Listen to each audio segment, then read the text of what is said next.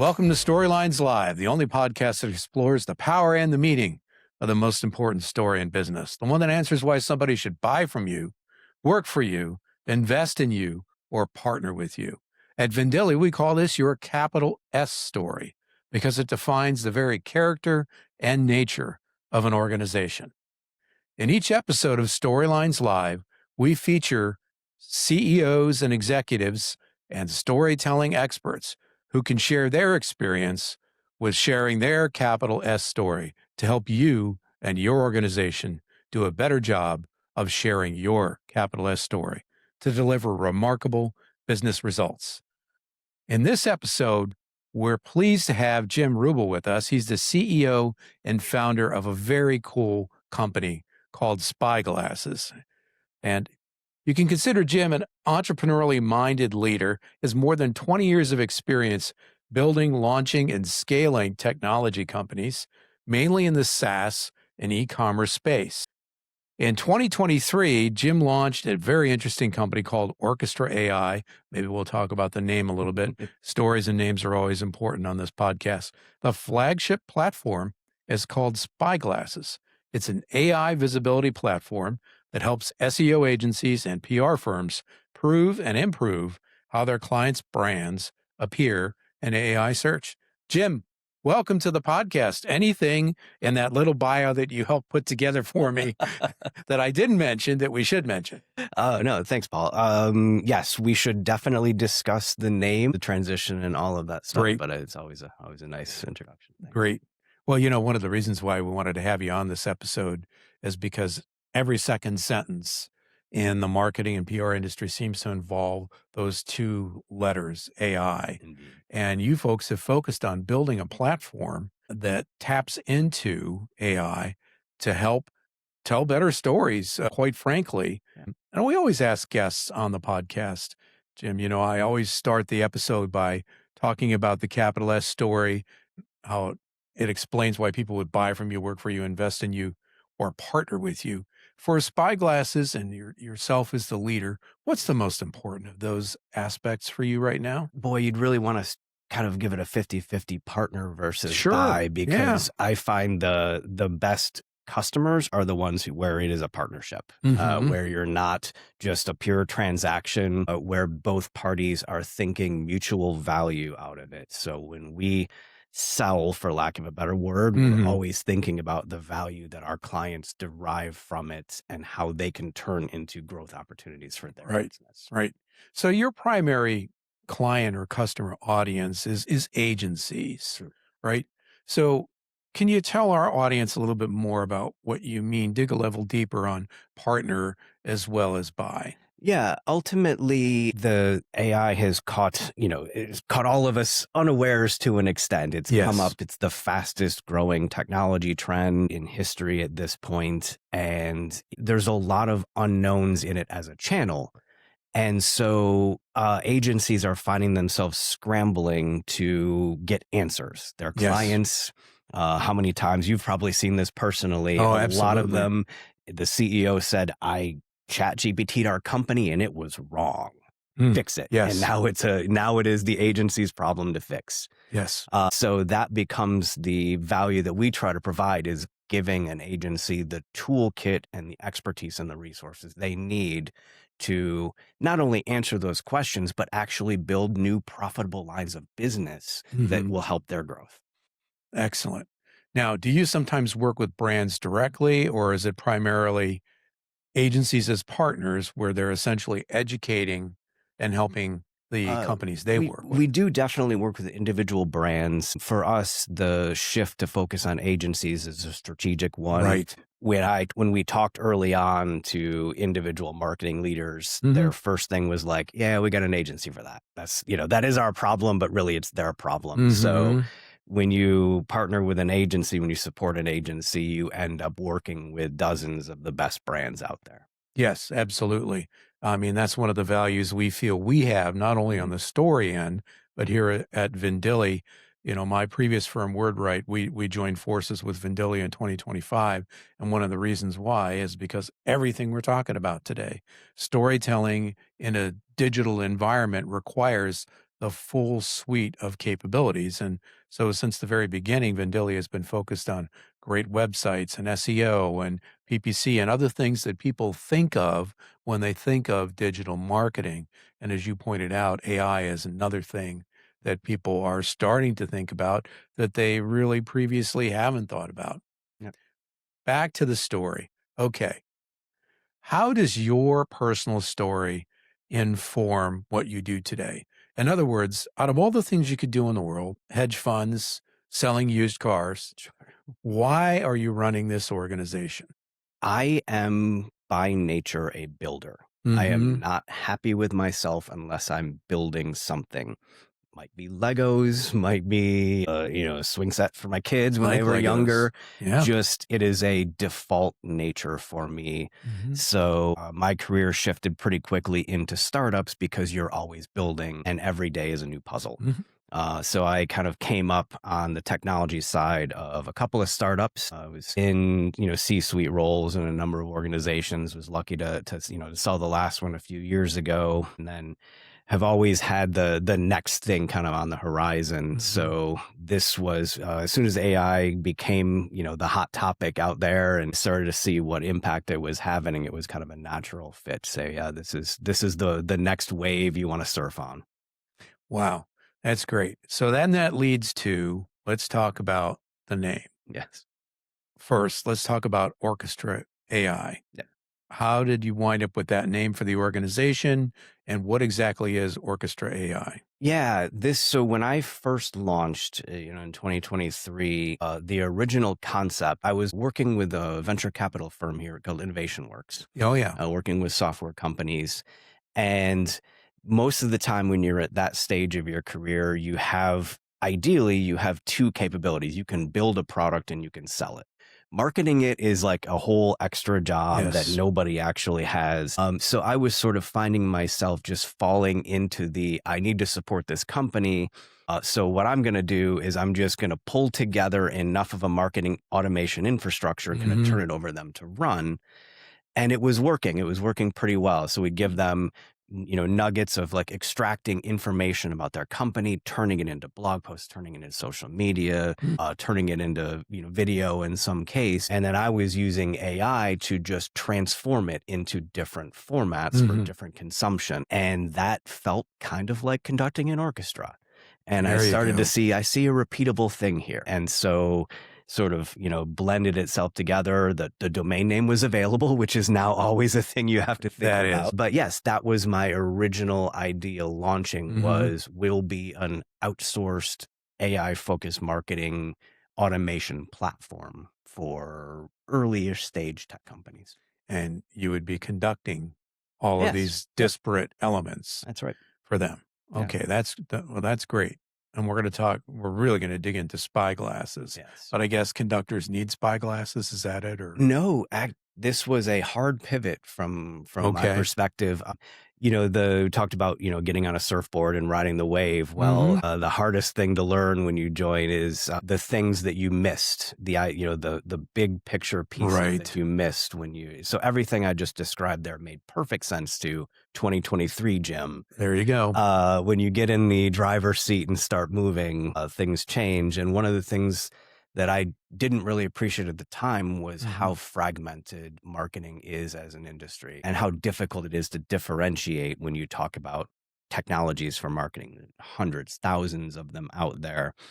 And so for me, as a relatively small business, for us as a small business, figuring out how to become differentiated when all of a sudden agencies that had a similar description were popping up, very, very challenging. And I had a sales demo, a Zoom demo with a prospect, lucky, like very few of them at the time. So I was feeling, pretty good about this. And you always ask, how'd you find me? How'd you find the company? Always that last mile attribution is absolutely critical. And he said, ChatGPT. Wow. And I said, you're lying. And now I would not recommend accusing a prospect of lying. Generally not a good sales technique. No, definitely not. It just blurted out. You're lying. And so he said no, and we kind of get it, and I lost the deal, sorry. But it got me thinking, like, how is this tiny company in a very, very crowded space able to surface in this person's ChatGPT? What was that person looking for? And here comes the builder again. Right? The builder shows up and says, let's look at this a little bit. So, plugged in together, and I wrapped up that day, put a plugin on my website that would track when your content is cited in an AI chat. Oh, amazing. And launched it that day. And by a week, I had about 100 a day. And I was like, how did I not know this? Oh, my goodness. I watch my metrics like a hawk. I'll bet you do. Like, when you are struggling, when you are feeling like it's not working out, everything is like the Annie Potts scene from Ghostbusters. When you get a lead, you're like, we got one, the bell rings and everybody flips out. But no, like, this came out of nowhere. Amazing. And I was like, if I didn't know about this, nobody knows about this. So here's a whole channel, 100 times a day, which is not a large number, but it's better than zero. Absolutely better than zero. If I don't know this, then probably nobody knows this. So what a great opportunity to just build visibility around when your content is cited and how and what that means. It's been a journey since then.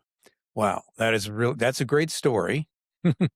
And we really want to dig into that because it's such a hot topic, especially in the second half of this episode. Before we do that, though, I just like, obviously we put together this podcast because we care about storytelling, and, we got my book here and our process and everything. But I always like to know from the guests who come on with us, what's your take on storytelling? How does storytelling in your mind fit into what you do, fit into, marketing and PR, fit into business? So I have, for 15, 20 years, I have told myself and told anyone who asks, if I was independently wealthy, I would be a storyteller. That would be my job. Wow. I find stories. I love stories. I love crafting them. I think of a framework that's helped my career is breaking it up into 5-year chunks, treating each like a chapter. And what you want when you start the next one is it just needs to make logical sense from the last one, so that when you take a step back and you read the whole book, you're like, this was obviously the journey this character was going on. But as you were going through it, you're like, how did I get here? Yes, chaos. Absolutely. What am I doing here? Yes, drowning most days. I love exactly what you said. By the way, speaking as a storyteller, not revealing anything here, folks, but you don't have to be independently wealthy to do that. Oh, sure. Yes. No, and I always think about it. Helps. Yes, it really does. There's a quote from a TV show I love. In the end, we're all just stories. Well, that is absolutely true. And one of the reasons also why we started the podcast. And I love what you said about chapters, because a lot of times in our work with clients, we'll work with founder-led companies or companies that are acquired, and they'll say, oh my God, our story's completely changed.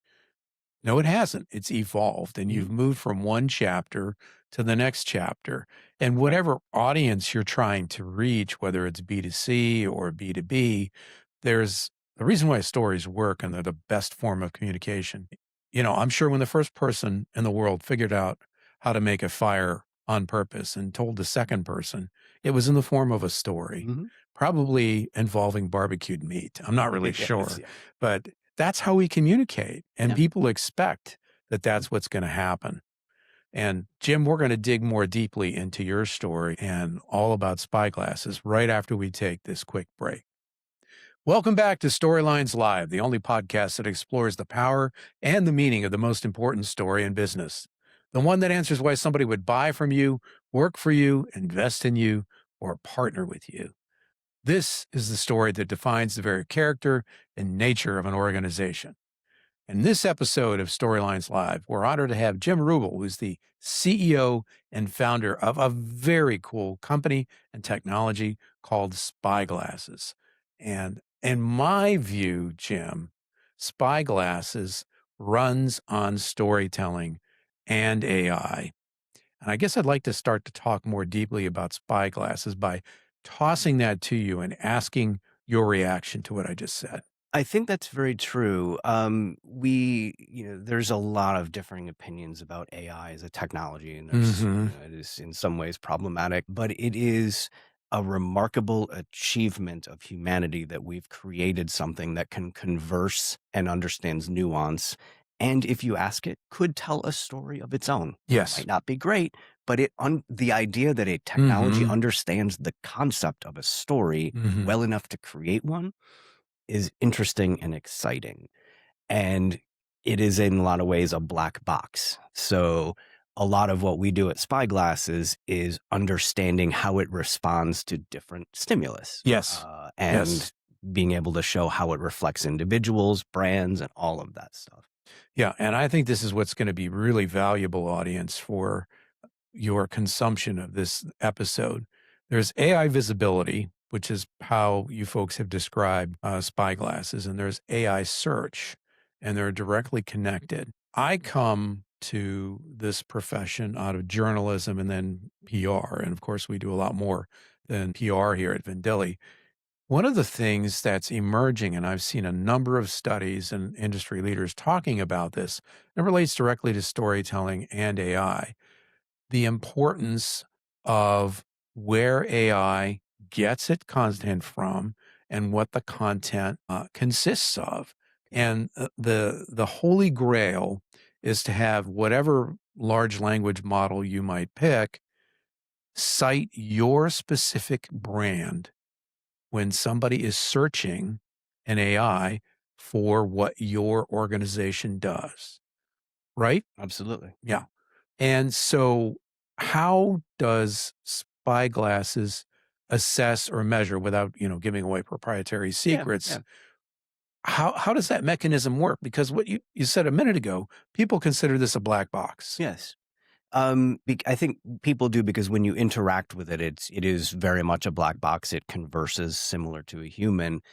Underneath the hood, though, AI is when you're talking about product discovery and those types of things, it is a thin layer on top of search. Yes. And that is something people don't necessarily think about because it will, if you ask it for an electric Hmm. toothbrush, it will come up with a list of toothbrushes and Yes. pricing and things like Yes. that. Yes. But most of that information isn't part of its knowledge in and of itself. It is I doing see. searches. Right. And when it does searches, it makes some decisions about which content to cite and how to assemble it. Hmm. All of those are based on publicly documented algorithms. And Okay. if you can get access to those and you can reverse engineer them, then you can actually not just measure the sources that are influencing it, but also influence itself by creating new Hmm. content, telling better stories, both in your owned media and earned media through journalism and third parties and things like that, to help AI understand you across the board wherever it decides to search. Hmm.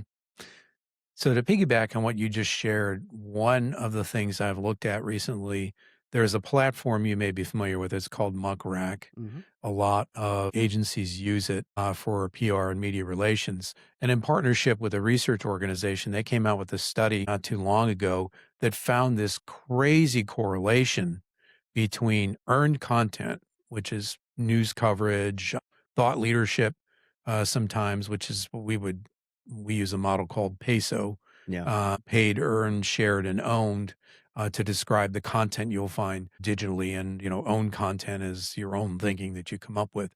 But those tend to be the sources that AI engines, large language models, are looking for when they go into search, which elevates the importance of what a lot of agencies do in terms of sharing the story of the organizations they work with. From your perspective, as both a technologist and certainly, as we've discussed, a storyteller, but an expert on AI search, what's the state of play today? When I think back to the beginnings of the digital world, when people were trying to get found in search, black hat tactics were involved, and people would do things like keyword stuffing, et cetera, et cetera. What's kind of the gold standard, Jim, of how to approach this right now, and what Yeah. should you avoid? In a way, we're much more advanced from those times, those the late teen years, Oh, those yes. years, Eons ago. yes, yes, yes,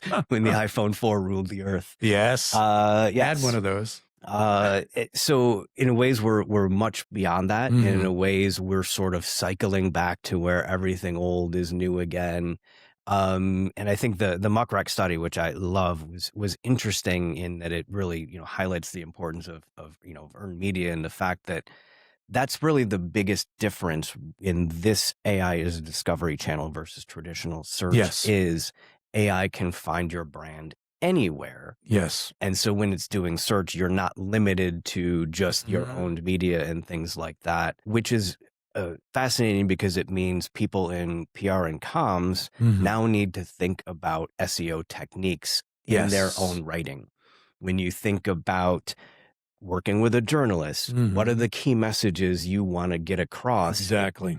It's not just those facts and figures about the company, but you might have keywords that you want to, for lack of a better word, stuff into Yes. a journalist piece. Yes. That make that the surfaced result for an AI search that ultimately gets you a click, conversion, sale, whatever that means to you. That's fascinating. Now let's bring this a little bit closer with our spyglasses. Yeah.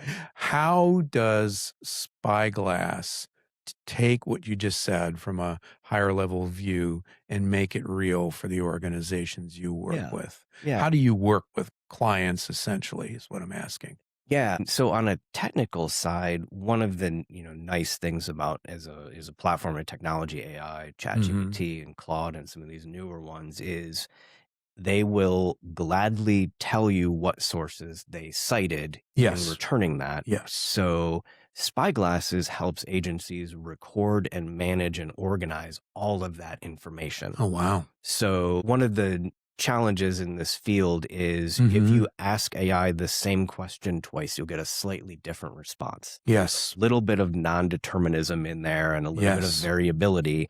So if you say, hey, what's the best electric toothbrush? And it gives you a brand name as number one, and you do the same thing twice, not the same brand name. So how do you know what your rank is?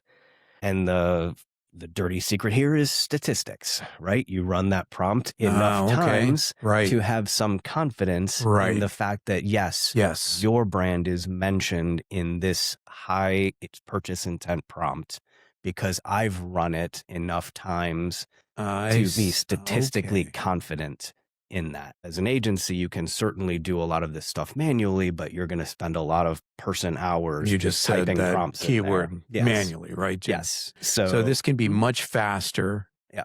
And you have essentially a database or a knowledge source. That's correct. Yes. That you can then search. Right. You can see trends over time. If you publish a new article, a new placement, you get a new press release put out, you can start to see how that actually influences AI visibility. You can see your recommendation share of voice being increasing over time because of the work you're doing. PR has always been critical, but it's always been difficult to prove impact and ROI.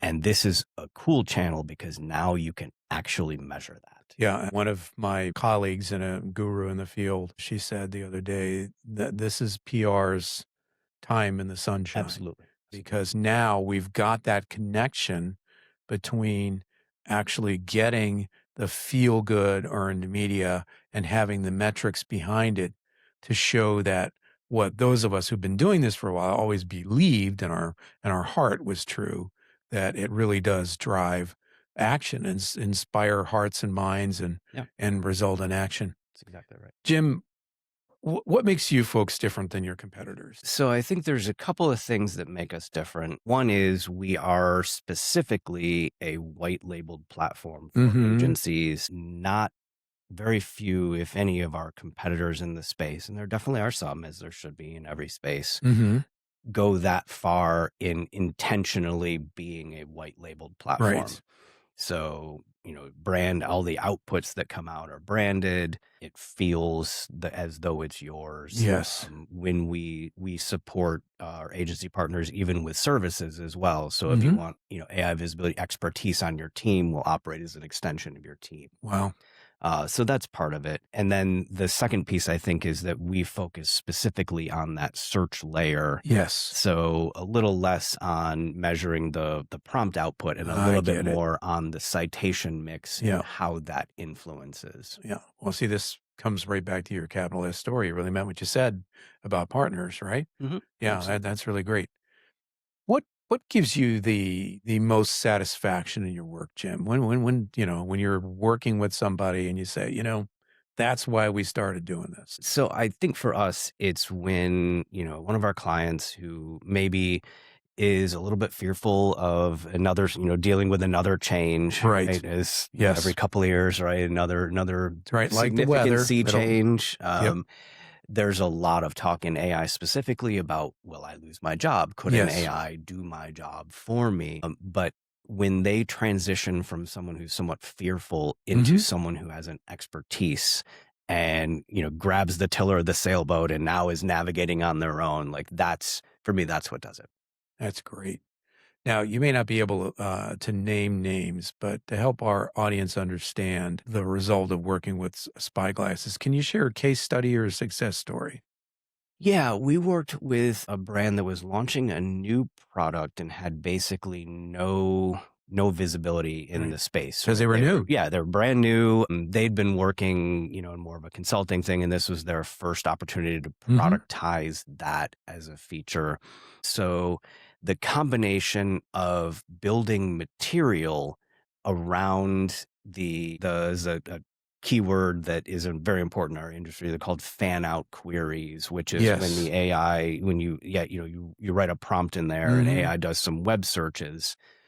Optimizing for those web searches that it does is really the single biggest lever you can make. So one of the things Spyglasses does is surface those and builds content around them, which directly influences whether you're cited or not. So being able to take a brand from unknown to a leader in a category in a matter of months through just this one focus, I feel like is a good sort of summary of the power of the platform and the industry. Wow, that's great. So it's not just a matter of, for the Spyglasses platform, of seeing how your story is showing up. It's helping you strategically share your story in a way that delivers better AI search results. And better AI visibility. Yeah. I mean, we definitely show the metrics about brand mention and share of voice. I would argue that those are going to be commodity over time. Okay.